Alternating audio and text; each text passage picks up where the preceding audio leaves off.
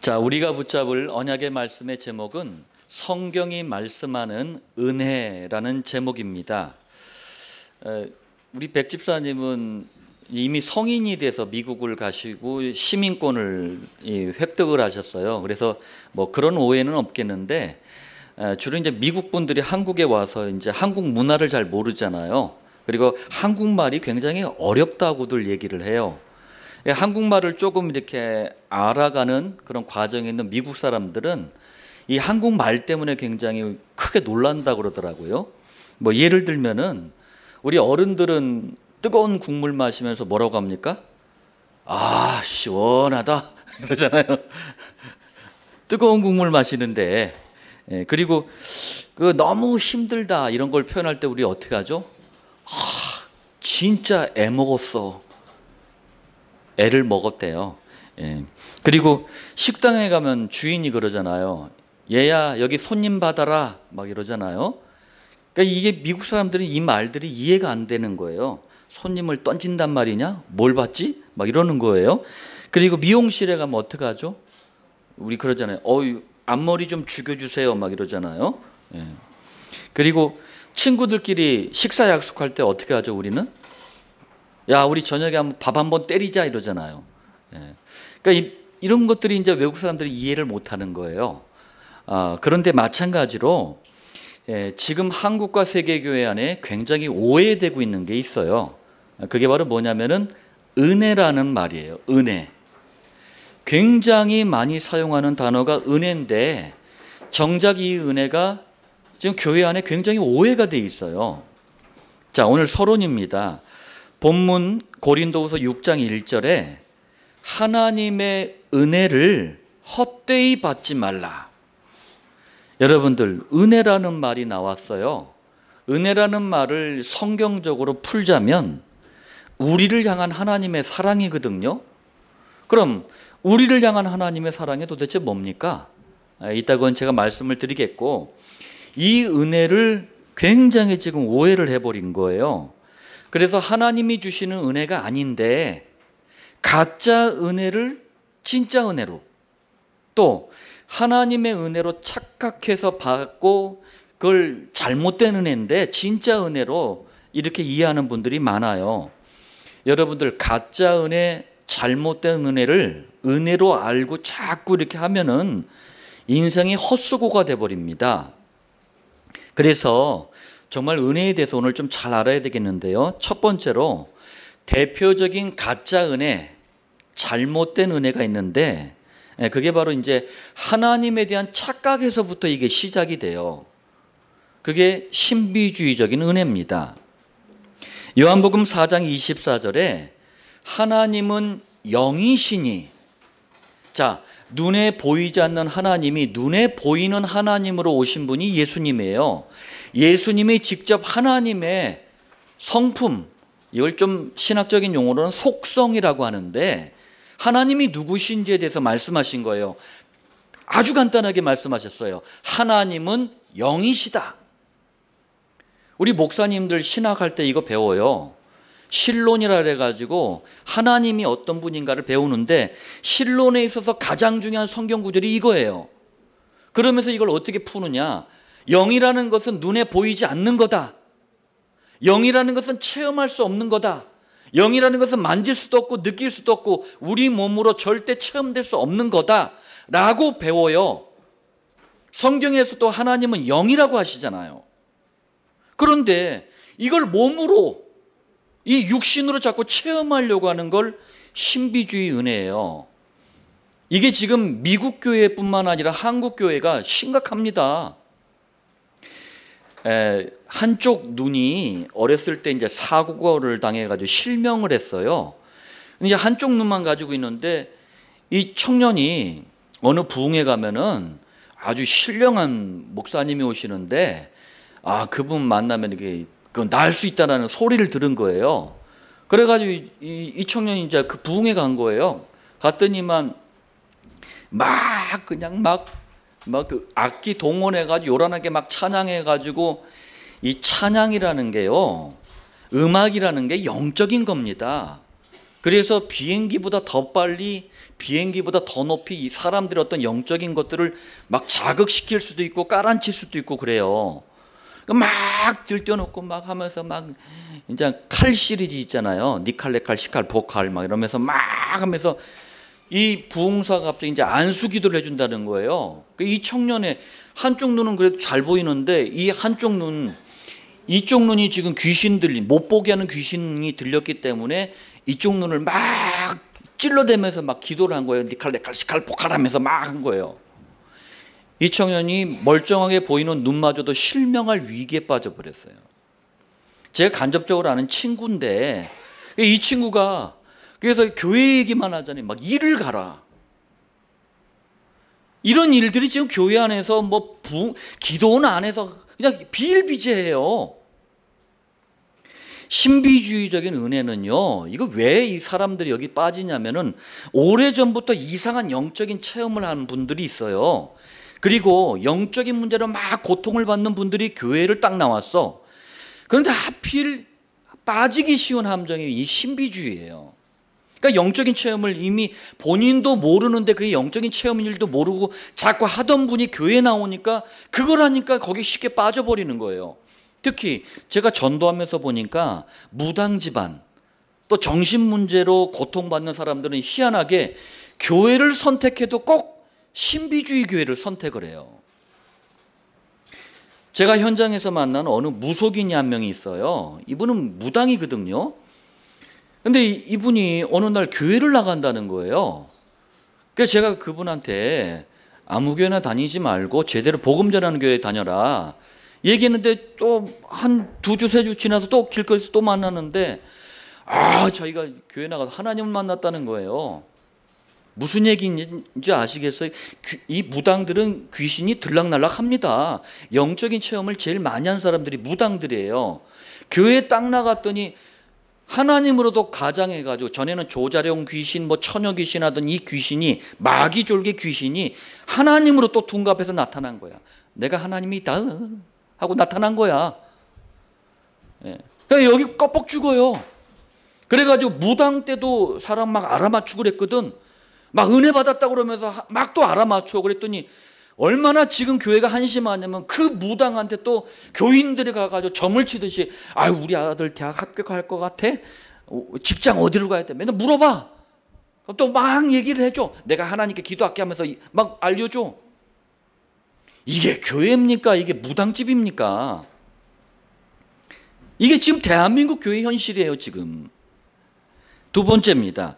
여러분들, 행위의 잘잘못, 우리가 사람이 살아가다 보면 우리 행동을 잘할 때도 있고 못할 때도 있고 그렇잖아요. 그런데 행위의 잘잘못을 은혜로 착각하는 게 율법주의적인 은혜예요. 자, 이 율법주의적인 은혜는 복음에서 나온 게 아닙니다. 인간의 행동, 이게 잘했냐 못했냐 이걸 기준으로 두고 있기 때문에 교회에 딱 나와가지고 막 기도를 열심히 해, 막 경건해, 헌금도 잘해, 막 교회도 한 번도 안 빠져, 막 성경도 막 암송해. 이러면 사람들이 은혜 받았다라고 이렇게 얘기를 해요. 제가 지금 말씀드린 게 이런 행위가 좋다 나쁘다를 얘기하는 게 아닙니다. 근데 여러분들 솔직하게 한번 생각해 보세요.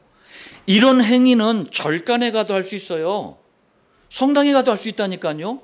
제가 절간 다닐 때 절간 열심히 한 번도 안 빠지고 다녔어요. 불경 열심히 하고 막 불공 열심히, 불공이 기도하는 거 아닙니까? 열심히 하고 그랬어요. 그럼 저희가 은혜 받은 겁니까? 기준이 복음이라야 돼요. 그러니까 교회 안에 사기꾼들이 많아.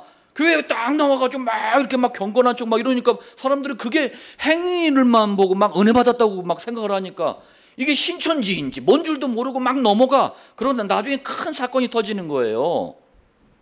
분명히 말합니다. 그리스도 이 복음과 세계복음화라는 하나님의 절대적인 축복을 모르고 행위에만 초점을 맞추는 것은 하나님의 은혜와 아무 상관없어요.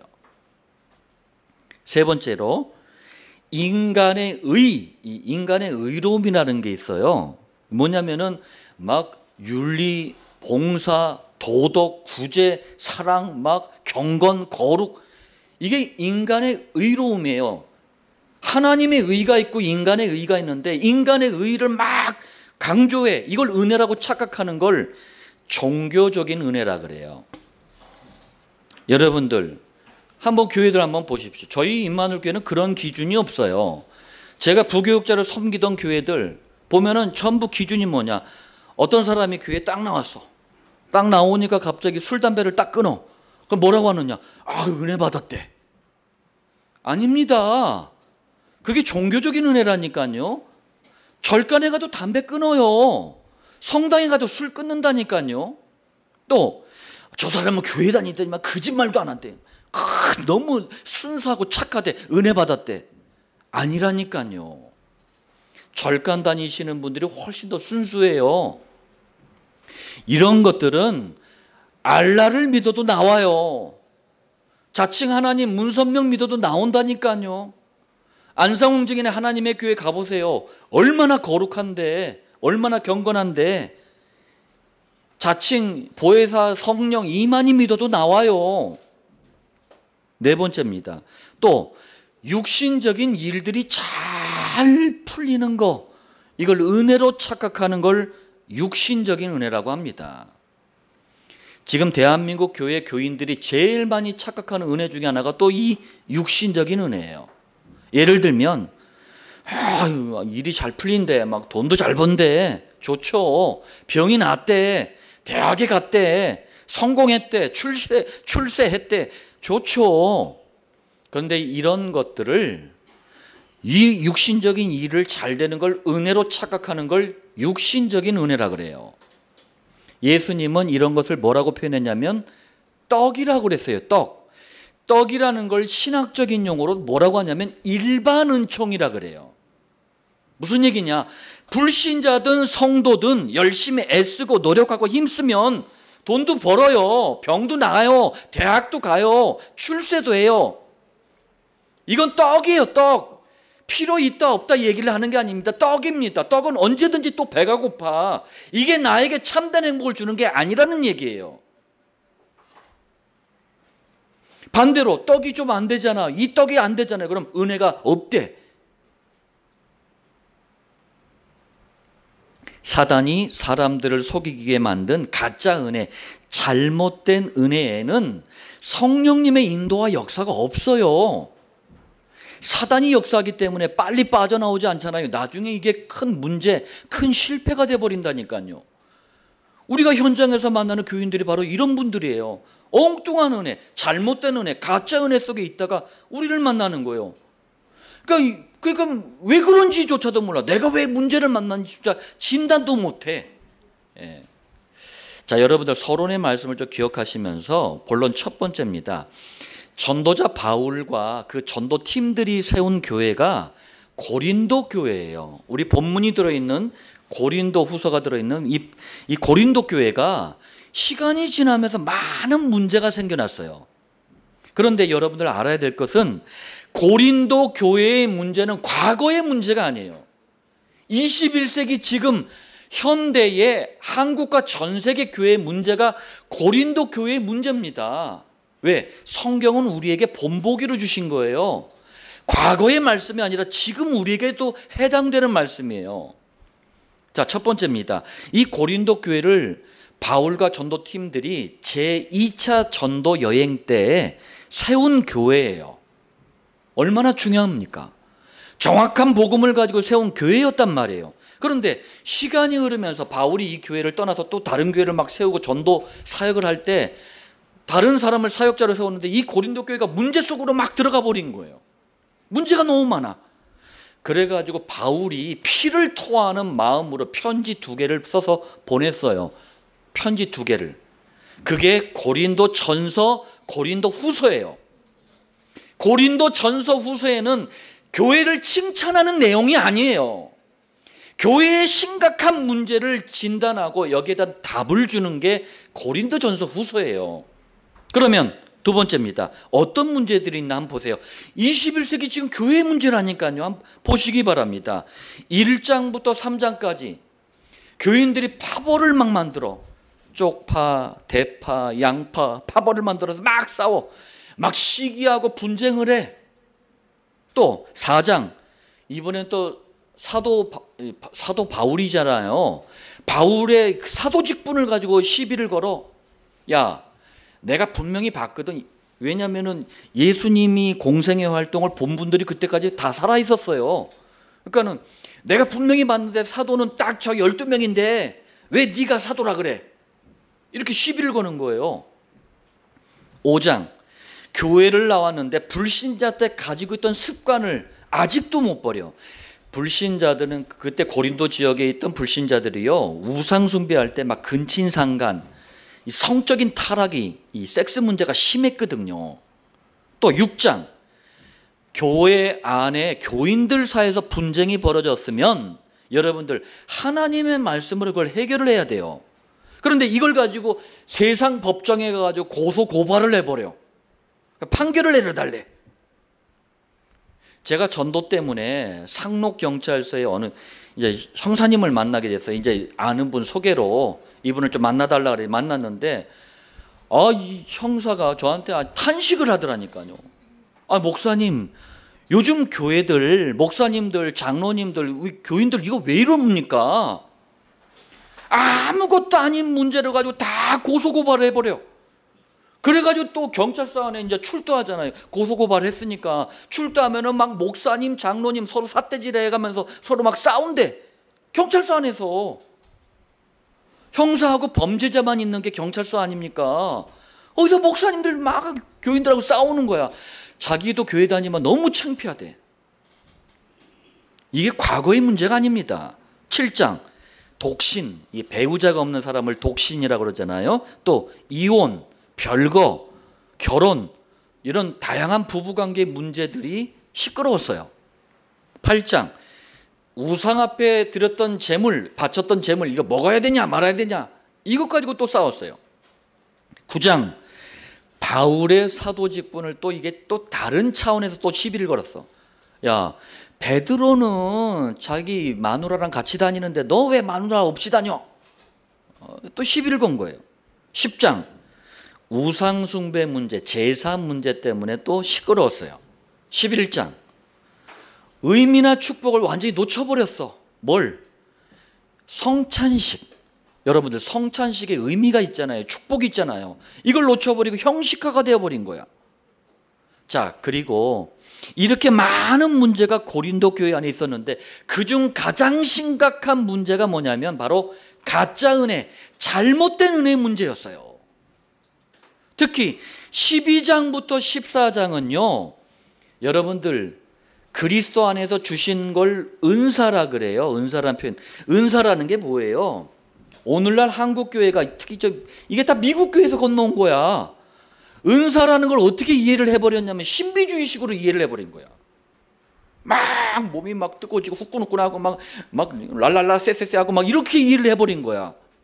은사라는 건 그런 게 아니에요. 그럼 원어를 한번 좀 공부를 해보든가.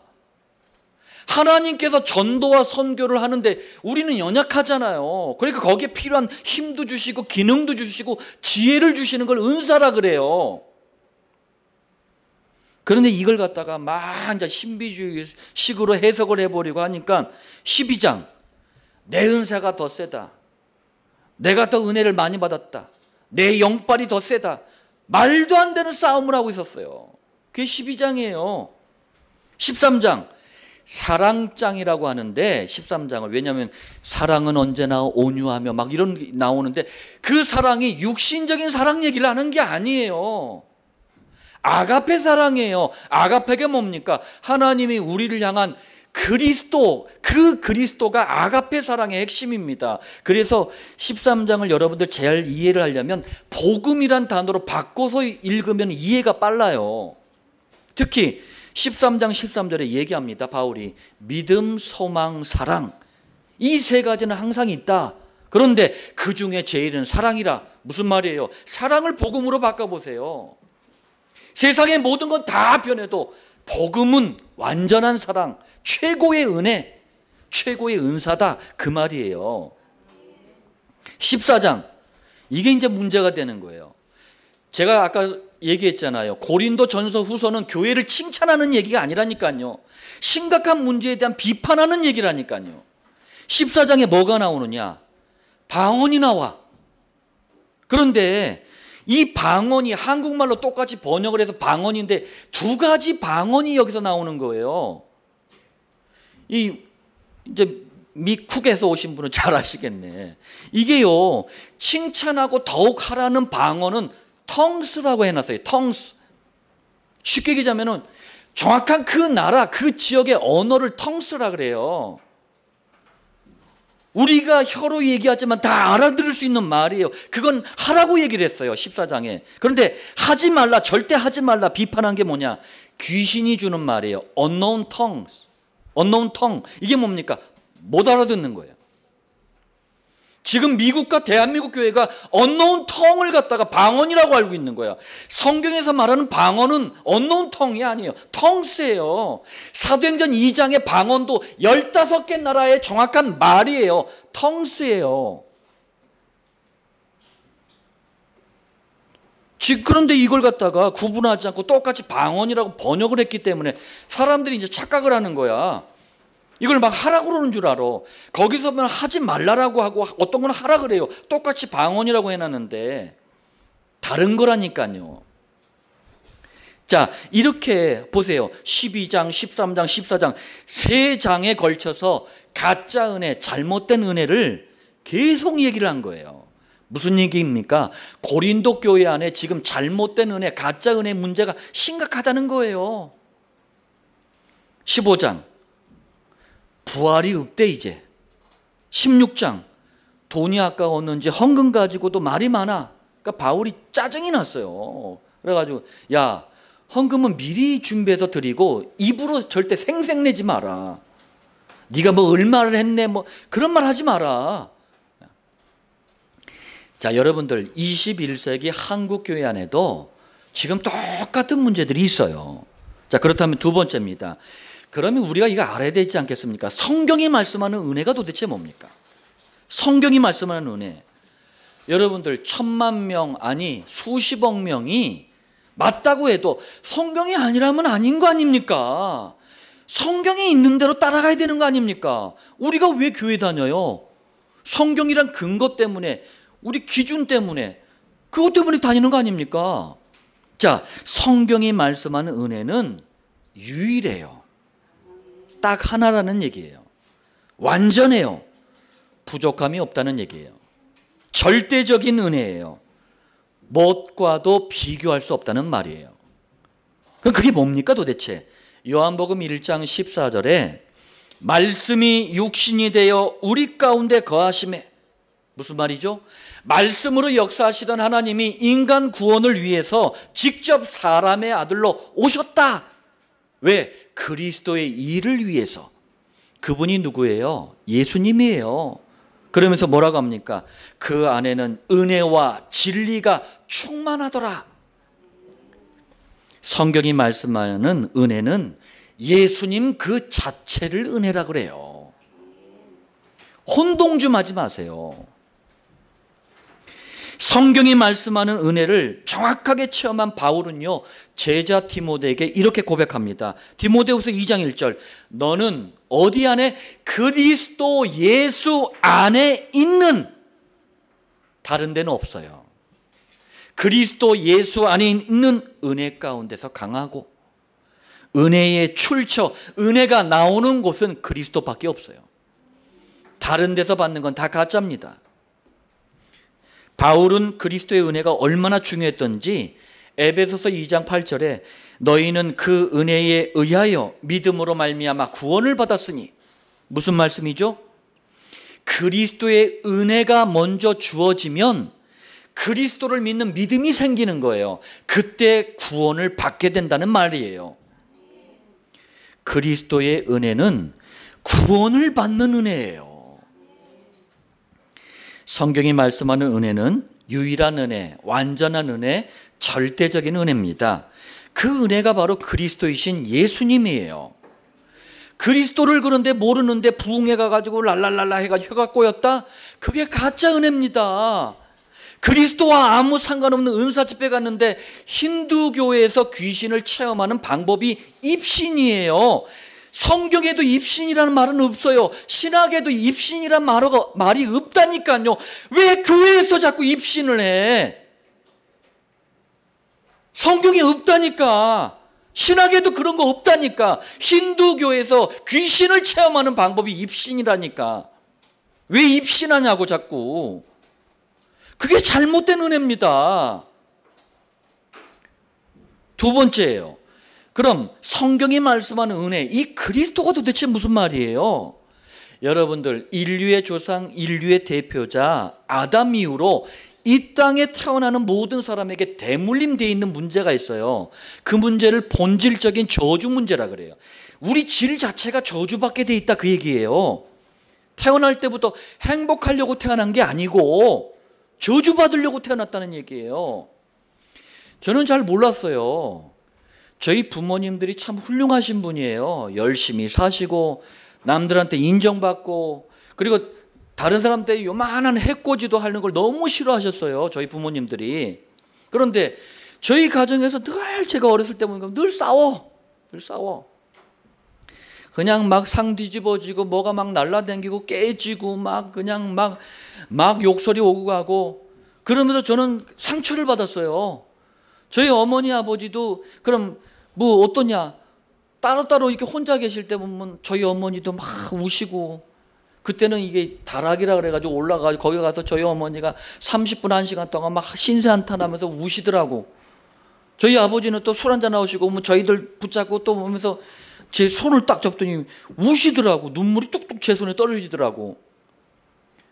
왜 그럴까? 저는 몰랐어요. 왜 인생을 행복하지 않을까? 왜 우리 가정은 이렇게 문제가 많을까? 제가 전도자가 돼서 현장을 딱 다녀봤더니 다 그러더라고. 왜 그럴까? 본질적인 저주 때문에 그래요. 사람이 못돼서 그런 게 아니고 본질적인 저주 때문에 그래요. 이 문제를 해결하는 단어는 그리스도밖에 없어요. 자, 이게 무슨 말인지 보겠습니다. 창세기 2장 17절에 복음을 상징하는, 사단으로부터 인간을 보호하는 안전장치, 그게 선악과 언약이에요. 선악과 언약을 깨트린 죄를 원죄라고 합니다. 이 원죄 때문에 시작된 게 저주와 재앙이에요. 내가 원하지 않는데 당하는 거예요. 이걸 그리스도가 해결하셨어요. 히브리서 9장 12절에 오직 자기의 피로 영원한 속죄를 이루사, 과거에 지은 죄, 지금 짓고 있는 죄, 앞으로 지을 죄까지 싹 다 용서. 자, 눈에 보이지 않게 뱀 속에 들어간 사단이 인간을 유혹을 해버렸어요. 그리고 이 사단은 지금 불신자들의 영적인 아버지입니다. 불신자들은 마귀의 자녀예요. 마귀의 자녀는 절대 실패와 고통이 떠나질 않습니다. 이걸 해결하는 단어가 그리스도입니다. 요한일서 3장 8절에 하나님의 아들이 나타나신 것은 마귀의 일을 멸하려 하심이라. 여러분들, 하나님의 아들이 뭐예요? 살아계신 하나님이 인간 구원을 위해서 사람의 아들로 오셨다. 그분이 누굽니까? 예수님이에요. 그리스도의 일을 하신 예수님이 마귀를 박살내신 거예요. 자, 원죄에 빠져 있죠. 마귀의 자녀로 살아가죠. 이 사람은요, 반드시 마귀가 가는 곳에 함께 가야 돼요. 그게 지옥입니다. 지옥은 마귀를 가두는 감옥이에요. 이 지옥 가야 되는 것은 운명입니다. 이 운명 때문에 허무하고 방황이 되는 거예요. 이걸 해결하는 단어가 요한복음 14장 6절에 그리스도입니다. 내가 곧 길이요 진리요 생명이니 나로 말미암지 않고는 아버지께로 올 자가 없느니라. 이렇게 본질적인 저주를 해결하는 그리스도로 오신 분이 바로 예수님이에요. 이걸 간단하게 줄여서 예수 그리스도가 아니고 예수가 그리스도, 이렇게 말하는 거예요. 그래서 이걸 정확하게 표현할 때 성경은요, 사도행전 5장 42절 이런 데 보면은 그들이 날마다 성전에 있든지 집에 있든지 예수 그리스도가 아니고 예수가 그리스도라고 가르치기와 전도하기를 그치지 아니하니라. 정확히 이렇게 구분을 해서 써요. 이걸 더 간단하게 두 글자로 복음이라고 하는 겁니다. 복음은 성경이 말씀하는 은혜 중에 은혜예요. 최고의 은혜입니다. 다른 거 몸으로 뭐 체험했다, 느꼈다. 어우, 착각이에요. 가짜입니다. 아우, 지금 이거 다 하는데요. 다 한다고 지옥 갈 겁니까? 다 한다고 망할 겁니까? 성경을 기준으로 보세요. 세 번째입니다. 성경은 그리스도라는 은혜, 이 복음이 얼마나 중요했던지 성경 66권이라는 어마어마한 양으로 이 복음을 설명한 거예요. 간단하게 요약하면 구약 성경 39권은요, 원죄, 사단, 지옥, 아까 말씀드렸던 이 본질적인 저주를 해결하는 메시아 그리스도, 이분 보내겠다, 계속 약속하는 거예요. 계속 언약하는 얘기예요. 그게 구약 39권이에요. 창세기부터 말라기까지, 창세기에는 여자의 후손으로, 말라기에는 의의 태양으로 계속 그 얘기하는 거예요. 자, 그리고 신약 성경 27권은 드디어 약속했던 메시아 그리스도가 오셨다. 이분이 본질적인 저주 문제를 십자가에서 해결하셨다. 이 사실을 믿는 사람은 구원받는다. 성도가 된다. 성도를 통해서 그리스도의 은혜를 땅끝까지 전파하기 위해서 교회를 세우셨다. 그리고 교회들을 통해서 세계복음화 되는 날 예수님은 재림하신다. 이게 신약 성경 27권이에요.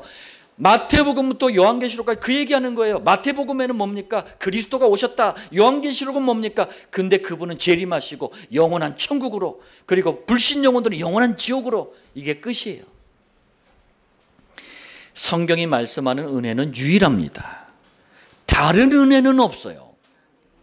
무엇 하나 부족함이 없이 완벽합니다. 그리고 이 은혜 안에 모든 게 다 들어있어요.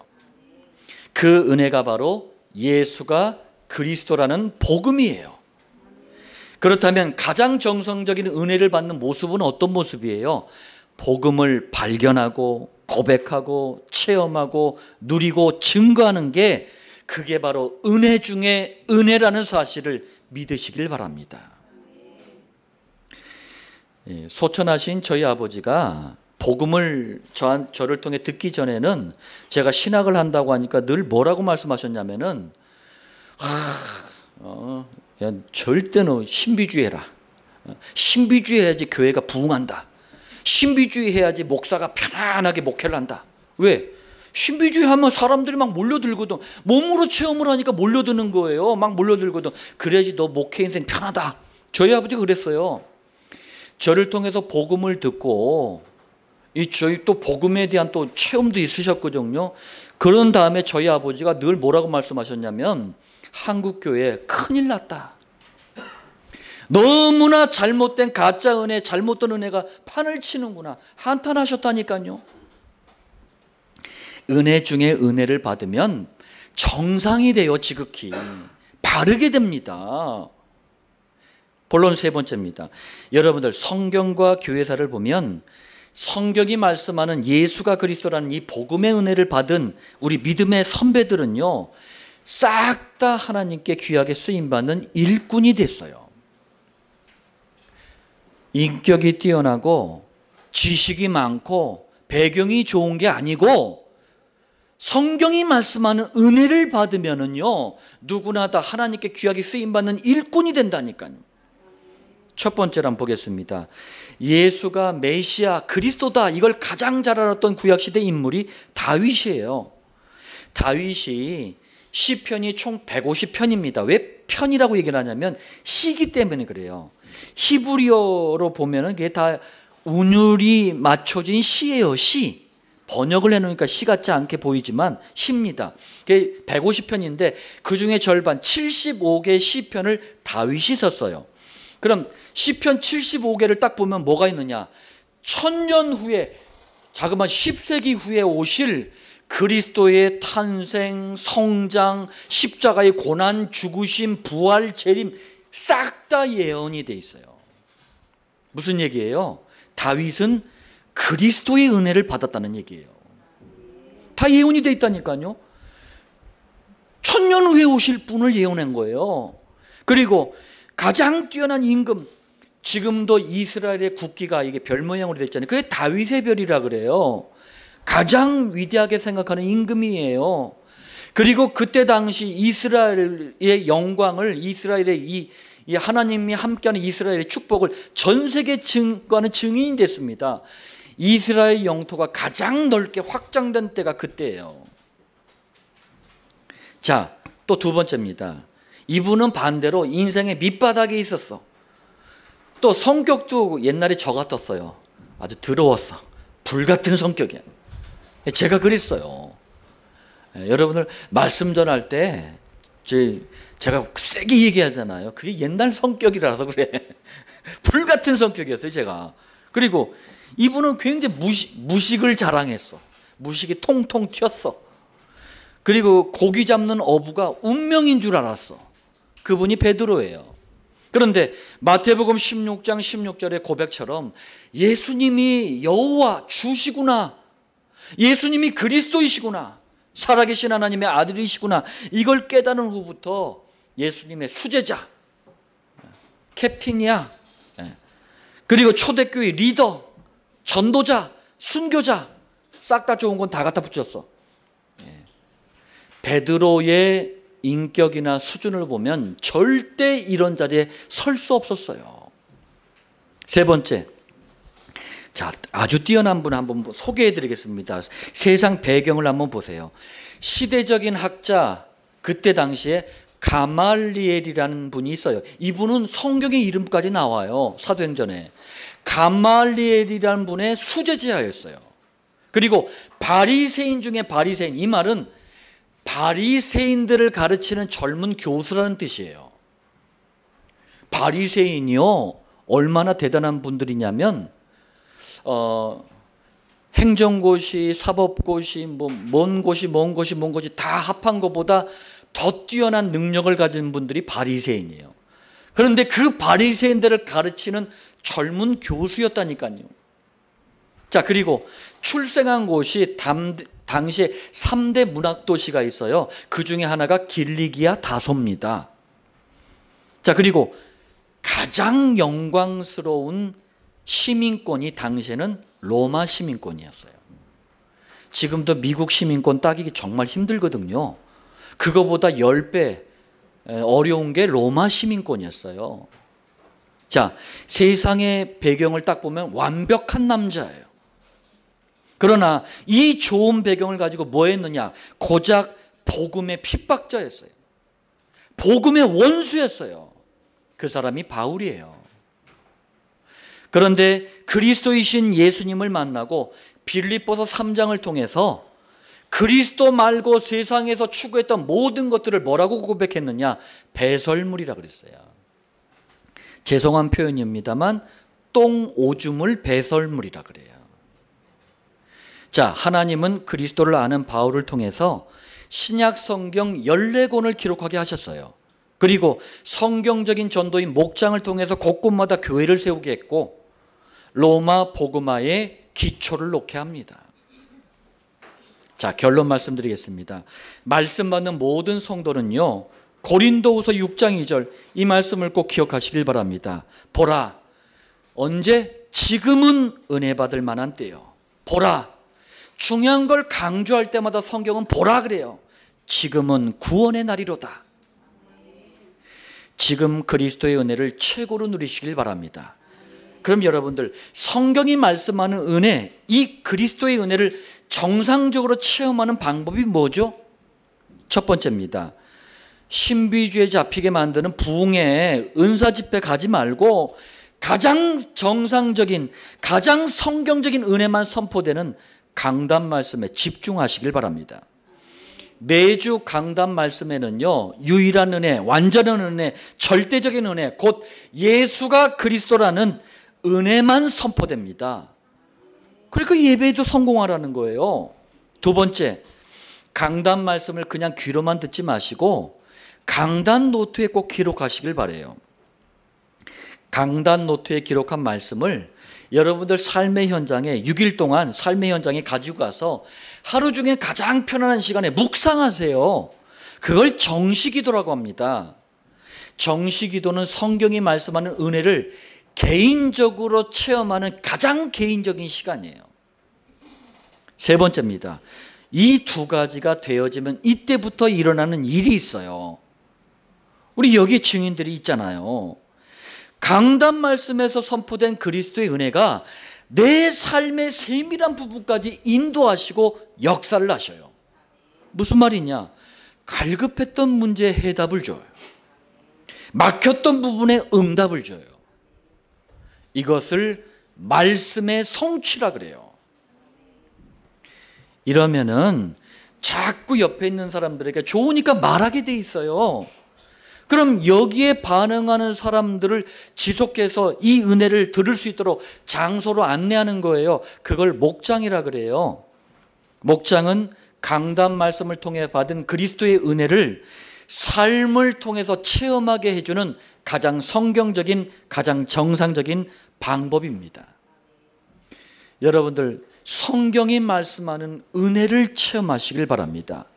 마지막 때에 사단이 가장 노리는 게 뭡니까? 가장 중요한 걸 헷갈리게 만들어 버리는 거예요. 복음, 기도, 전도, 은혜. 여러분들은 가장 성경적으로 회복해서 이걸 성경적으로 누리고 증거하는 증인들로 굳건하게 서시길 바랍니다. 마지막 시대의 희망은, 소망은 복음밖에 없습니다. 이 일에 증인되기 위해서 성경이 말씀하는 은혜로 오늘 하루 충만한 여러분들 되시길 그리스도이신 주 예수님의 이름으로 축복합니다.